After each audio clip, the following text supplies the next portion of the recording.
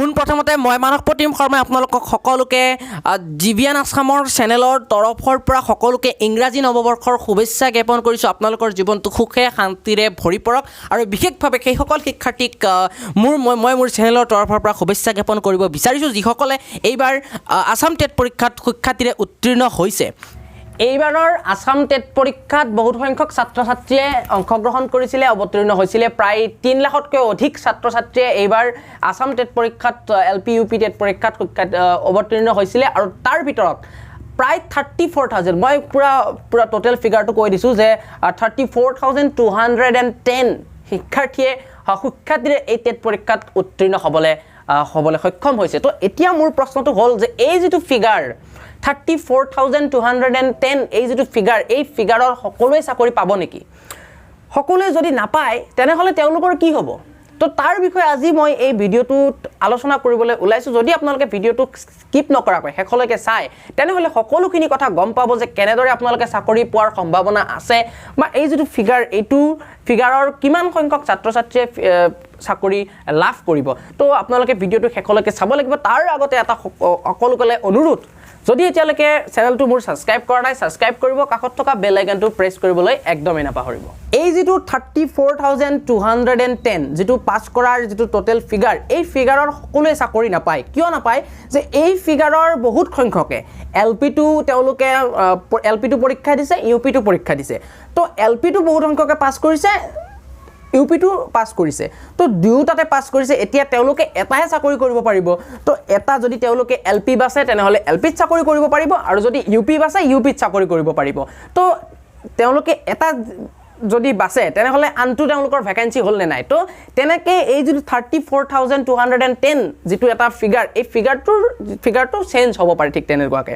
OBC ST SC MOBC সকলৰ এটা মনত এটা খুদনি, এটা মনত ডাউট আছে যে তেওঁলোকে ধৰক 83% পাইছে। এতিয়া তেওঁলোকে মনতে ভাবি আছে যে আমি পাছ কৰিছোঁ নে আমি ফেইল কৰিছোঁ।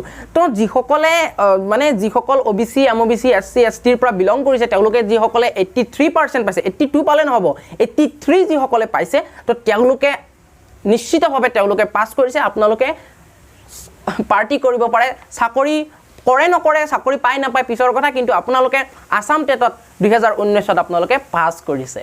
যিসকলে এইবাৰ পাছ কৰিলে তেওঁলোকেতো এদিন হ'লেও এদিন চাকৰি পাবই, কিন্তু বৰ্তমান সময়ত আছাম টেটৰ অধীনত বৰ্তমান সময়ত পদ খালী আছে প্ৰায় 18,000 মান। তো চাকৰি পোৱাৰ কাৰণে যিটো আছাম টেটৰ যিটো টোটেল নম্বৰ আছিলে, আপোনালোকৰ যিটো নম্বৰ ধৰি দিছে যে ইমান কাট অফ মাৰ্ক পালে আপোনালোকে চাকৰি পোৱাৰ সম্ভাৱনা আছে। তো আছাম টেটৰটো নম্বৰটো খুবেই গুৰুত্বপূৰ্ণ হ'বই আপোনালোকে চাকৰি পোৱাৰ ক্ষেত্ৰত। কিন্তু আৰু দুটামান কথা খুবেই গুৰুত্বপূৰ্ণ। আপোনালোকে যদি UP টেট পৰীক্ষাত UPত আপোনালোকে চাকৰি কৰিব বিচাৰিছে, আপোনালোকৰ আছাম টেটৰ ৰিজাল্টটো চাব। কাষ্টটো বাৰু পিছৰ কথা, আছাম টেটৰ ৰিজাল্টটো চাব। তাৰপিছত আপোনালোকে DLEDত কিমান পাৰ্চেণ্ট পাইছিলে সেইটো চাব, HS-ত কিমান পাৰ্চেণ্ট পাইছিলে, বা BA বা BSCত বা ডিগ্ৰীত আপোনালোকে কিমান পাৰ্চেণ্ট পাইছিলে। তো সেই সকলোখিনি আপোনালোকৰ কেলকুলেশ্যন কৰি পেলাই যদি সকলোখিনি ঠিকে থাকে তেনেহ'লেহে আপোনালোকে চাকৰি পাব পাৰে। এতিয়া কথা হ'ল যে কিছুমানে 100 পায়ো চাকৰি নাপাব পাৰে, কিছুমানে 83 পায়ো চাকৰি পাব পাৰে। কেনেকৈ পাব পাৰে? যদি আপোনালোকৰ DLEDত পাৰ্চেণ্ট বেছি আছিলে, বা BA বা BSc বা BComত যদি আপোনালোকৰ পাৰ্চেণ্ট বেছি আছিলে, বা HS-ত যদি আপোনালোকৰ পাৰ্চেণ্ট বেছি আছিলে, টেটৰটোৱে মেটাৰ নকৰিব, সেইবিলাকহে মেটাৰ কৰিব খুব বেছি। এতিয়া টেটটো হ'ল আপোনালোকৰ ৰাস্তাটো খোল খালে। এতিয়া মই এটা সৰু এক্সাম্পল দিছোঁ ৰাস্তাটো কেনেকৈ খোল খালে। এতিয়া ধৰক আপুনি এখন কলেজত এডমিশ্যন ল'ব গৈছে, মেজৰ ক'ত পাব ক'ত নাপাব পিছৰ কথা। যদি আপোনালোকে এডমিশ্যন পায় তেতিয়াহে আপোনালোকে গম পাব যে মই যিটো মোৰ নাম্বাৰ, সেই নাম্বাৰ অনুযায়ী মই মেজৰ পাম নে নাপায়। তো ঠিক তেনেকুৱা ধৰণৰ এইটো কথা হৈছে। এতিয়া আপোনালোকে আপোনালোকৰ ওপৰত নিজে ৰেছপনচিবল হ'ব লাগিব যে আপোনালোকে BAত কিমান নম্বৰ পাইছিলে, বা HS বা DLEDত কিমান নম্বৰ পাইছিলে। যদি সকলোখিনি ঠিকে থাকে, যদি আপোনালোকৰ চিৰিয়েলি ঠিকেই চলি আহে, আপোনালোকৰ চাকৰি এই যিটো 18,000ৰ যিটো ভেকেঞ্চিৰ সংখ্যা, এই 18,000 ভেকেঞ্চিৰ সংখ্যাত আপোনালোকে চাকৰি পাব। কিন্তু আপোনালোকে নিৰাশ নহ'ব যিসকলে চাকৰি নাপায়।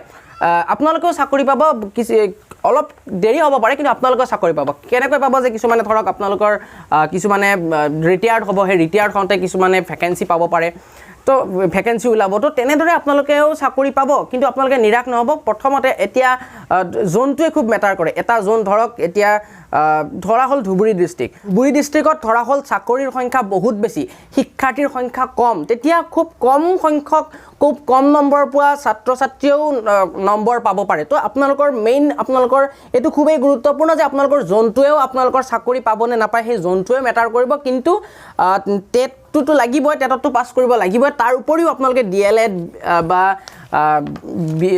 ডিগ্ৰী হওক বা HS হওক সকলোখিনি আপোনালোকৰ মেটাৰ কৰিব এতিয়াই আপোনালোকে যাওক আপোনালোকে ডিগ্ৰীত কিমান নম্বৰ পাইছিলে যদি মনত নাই বা BEd কিমান মাৰ্ক পাইছিলে যদি আপোনালোকৰ মনত নাই এতিয়াই যাওক আৰু চাই লওক তো আজিলৈ এই ভিডিঅ'টোত ইমানেই আছিলে যদি ভিডিঅ'টো ভাল পালে নিশ্চয়কৈ লাইক এটা কৰিব কমেণ্ট কৰিব ভিডিঅ'টো শ্বেয়াৰ কৰিব যিমান পাৰে আৰু যদি এতিয়ালৈকে চেনেলটো আমাৰ ছাবস্ক্ৰাইব কৰা নাই ছাবস্ক্ৰাইব কৰিবলৈ নাপাহৰিব এনেকুৱা ধৰণৰ সুন্দৰ ভিডিঅ'বোৰ পাই থাকিবৰ বাবে তো আজিলৈ ইমানে লগ পাম এটা নতুন ভিডিঅ'ৰ সৈতে তেতিয়ালৈ ধন্যবাদ নমস্কাৰ